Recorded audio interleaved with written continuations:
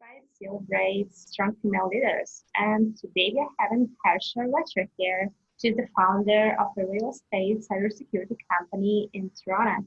Hello, Harsha. Nice meeting you today. Nice meeting you, Lana and Stephanie, and thank you for this opportunity. Pleasure is ours, Harsha. Yeah, and we're just gonna ask you a few questions about International Women's Day and challenges you're facing. So, ready, steady, go. My first question will be about IWD. What does International Women's Day mean to you? What is it about for you? Well, for me, it's acknowledging the women that have paved the way for many like me to believe in ourselves and to believe that we can achieve our dreams. And it's also a reminder that we need to increase our efforts more to empower women and like at every level. Right. I mean, you said empower women, and in what ways? Like give them the opportunity in their career, support they need because they have to manage their family, they have to manage their work. So they need support, they need more empowerment. And what they need is to treat equally. Absolutely. Yep. So how do you succeed in a male-dominated industry? Especially when since you're from the tech industry, in the cybersecurity space, as we all know, male have been dominating that space for the very long time. So what are the challenges that you have faced and how have you come and been successful this far in your journey? Certainly, you're right, because I started my career as embedded developer. And I remember my first day, I joined as an intern in a group of 4 male members. And then moved to cybersecurity, which is again a male-dominated industry, and then real estate. So the biggest challenge that I've faced working in a male-dominated industry is that most men assume you aren't knowledgeable. Well, it's frustrating. But now I have started taking this as a motivation to work harder. And many times I have faced being treated like an outsider and always having this feeling that you have to prove yourself. Over these years working in a male-dominated industry, I have now come to a point where I have a set of rules, and I've seen other women, listen to other women and how they have succeeded their career. So this is what I follow is be prepared, like always be prepared. Read as much as you can about the industry. Keep yourself updated, even like getting more certifications, because people expect you to fail, so prove them wrong. The next thing is fight to break down the barriers. Because if you want to grow, you need to be proactive, like look for opportunities. It won't just be handed to you. You have to look for yourself. And especially in a professional setting, women need to express themselves and carry yourself the way you want to be treated. Because if you'll not ask, you'll not get. Right. And the other thing, I was also in the same boat, but now I have learned how not to get offended easily. So especially while working in a male-dominated industry, you might face criticism. But what's important is to ignore the negative aspect of it and focus on your work and go after what you want. Right. That's great recommendations. Actually, my next question will be about what recommendations will you make to improve gender equality in the industry? Because I remember we had a chat last summer, and you just told that cybersecurity industry again is super male dominated. So, what recommendations will you make to improve gender equality? So, in terms of improving gender diversity, so I think not only in the cybersecurity, but other industries also. Like I always say, cybersecurity is everyone's responsibility, but the same thing goes with gender diversity. So I think to start with, HR and leadership, they play a key role. And they need to understand the extra challenges women face. and like they need to be more approachable and understand the issues, and most important, address the challenges through actions. Mm-hmm. The other thing, and I also used to do the same, because when it comes to applying job or for looking for opportunities, both internal or external, women are much less likely to apply for a job if they don't meet 100% of the criteria. But when it comes to male counterpart, even if they meet only 40 or 50% of the criteria, they just go for it.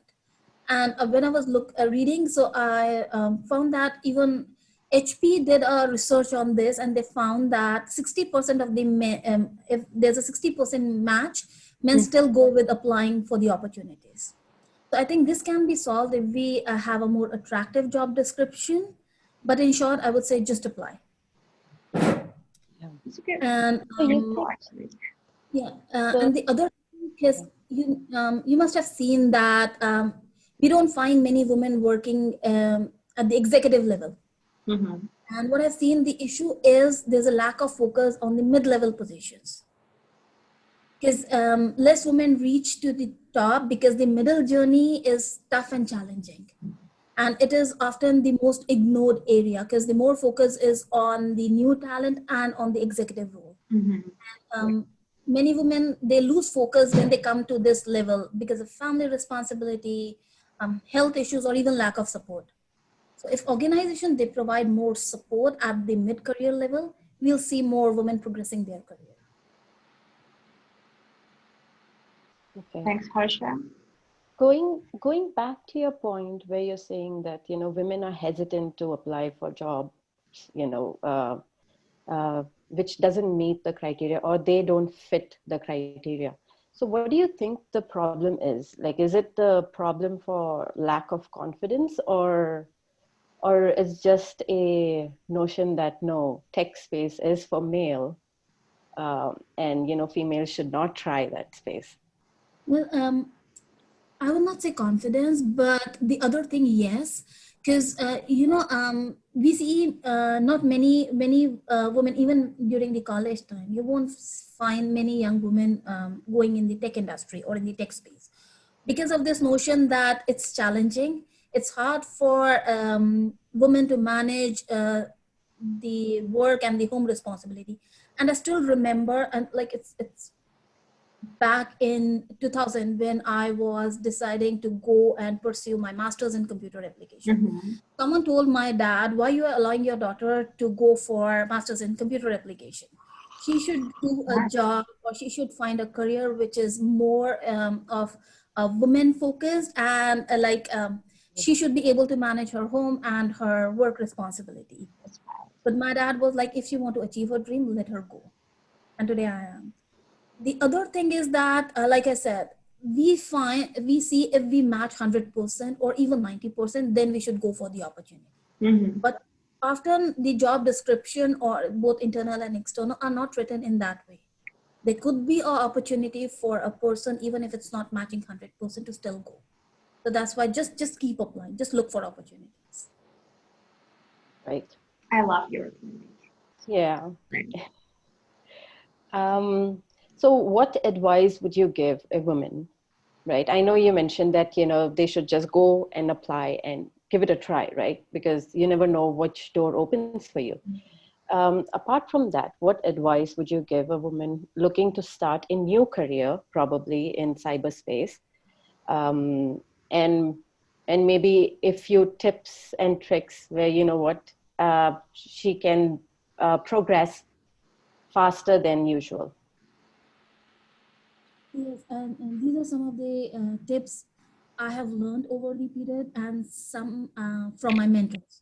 So my mentors are both women and men. I'm fortunate enough to find some of the men who are in the industry to support me during my journey. So one thing is, don't stop learning. So don't think that you have learned all you need in your college. Try to learn the latest trends in the industry, get the domain knowledge or something unique about a client or the space where you are working. So all these things make you stand out. The other important thing, and you all will agree to this, networking. It's important to network. ask your peers or your industry superiors to share their experience and their learnings. And even like with your superiors, be honest and open with them about your career aspirations, about how passionate you're about your work. And when you're networking outside, have a polished elevator pitch. Explain what your role is, what you're looking for, and what are your future goals. The other thing I would say is be resilient. Like we talk about climate change and resiliency, the same goes with us. Be resilient. Take criticism seriously, but don't take it personally. And the most important thing, keep trying. Just keep trying and take risk. Because with every challenge, there comes a learning. It's not important to be successful, or it's not bad to fail, but it's important to learn from every challenge you take and be bold and trust your abilities. Like believe in yourself, use your skills effectively, and I'm sure success will follow. Awesome. Love your recommendations again. It's so inspirational. Yeah, and I'm sure, anybody watching this, they'll be like, Yeah, wow, absolutely. I need a mentor now. Exactly. Yeah. So, Harsha, can you name just one woman that inspires you the most? One business leader or just any woman who is super inspirational for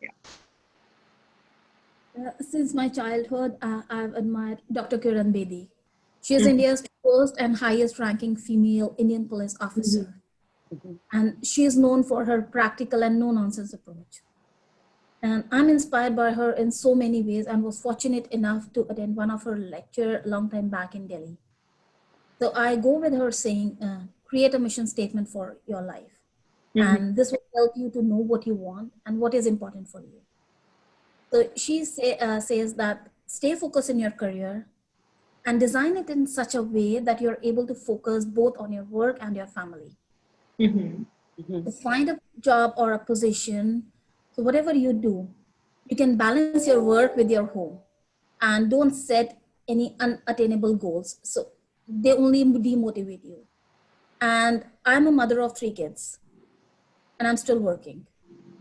Oh, So I'm able to find a right balance between work and my life, personal life.